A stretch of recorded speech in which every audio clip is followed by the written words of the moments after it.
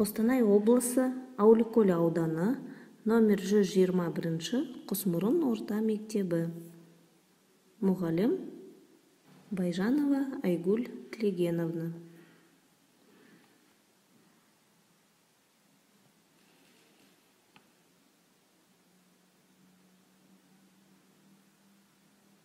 Сәлеметсіздер ме, балалар? Сабақтың тақырыбы отбасы. Бірінші сабақ.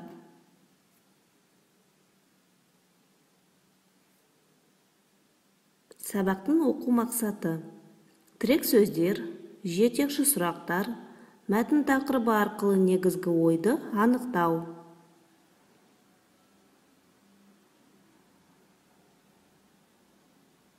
Сабақтың критерийі: мәтін мазмұнын түсіну, мәтін бойынша сұрақтар құрастыру, тірек сөздер мен жетекші сұрақтар арқылы мәтіннің негізгі ойын анықтау. Сабақта не істейміз? Жаңа сөздермен танысамыз, отбасы күні мерекесінің маңыздылығын түсінеміз, мәтінге сұрақ қоямыз, тірек сөздерді анықтаймыз. Мәтіндегі негізгі ойды анықтаймыз, жалпы тапсырмалар орындаймыз және қорытынды жасаймыз.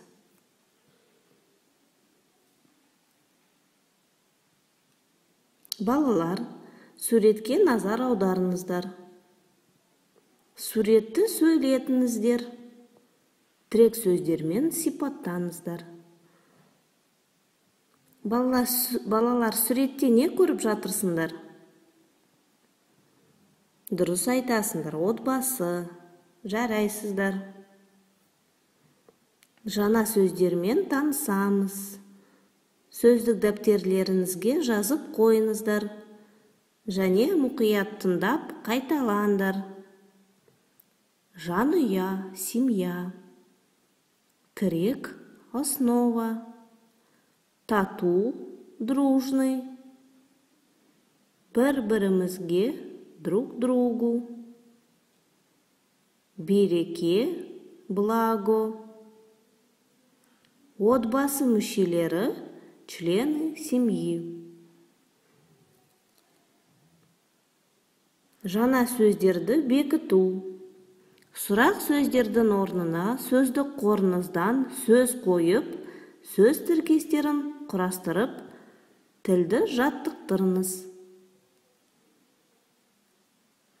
Тату отбасы, отбасы мүшелері тату, бір-бірімізге тірекпіз, отбасымызда береке бар.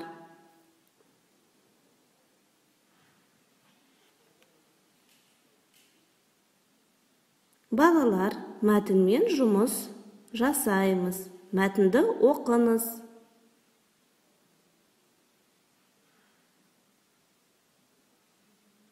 Біз жылда отбасы күні атап өтеміз. Бұл мереке қыркүйек айының 2-ші жексенбісінде болады. Бұл күні отбасы мүшелеріміз үйде түгел жиналамыз. Бір-бірімізге қуаныш сыйлаймыз. Үлкен дастархан жасаймыз. Осы күнді қуанышты, бақытты өткіземіз. Бұл мереке әр отбасыға керек және маңызды күн. Әр отбасыда береке болуы керек.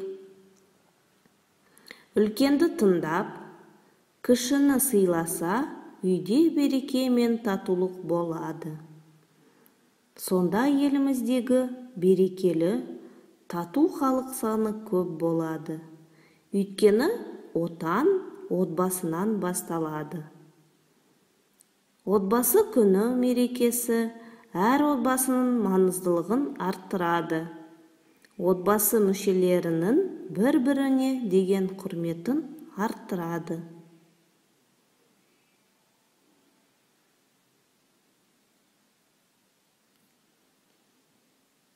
Жақсы.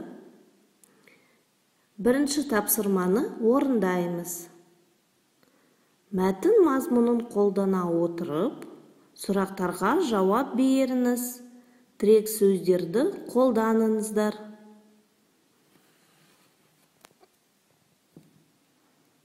Отбасы қандай болуы керек? Отбасы күні не үшін қажет? Дұрыс айтасыңдар. Отбасы тату болуы керек. Және отбасы мүшелерін жинайды. Сонымен балалар, мәтіндегі негізгі ой қандай екен?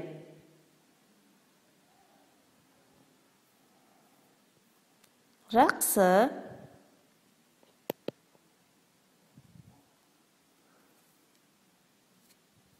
Келесі тапсырма.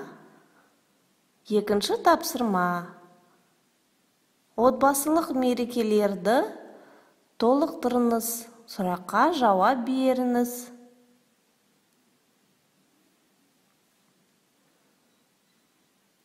Атаулы даталар және қандай күн, кімнің мерекесі? 7 қаңтар, Құрбан айт, Пасха, Ораза, Масленица. 8 наурыз, 22 наурыз, 1 маусым, отбасы күні, қарттар күні, 31 желтоқсан. Екінші бағанға жазамыз. Мысалы, 31 желтоқсан ол бізде қандай күн? Дұрыс айтасыңдар. Жаңа жыл мерекесі.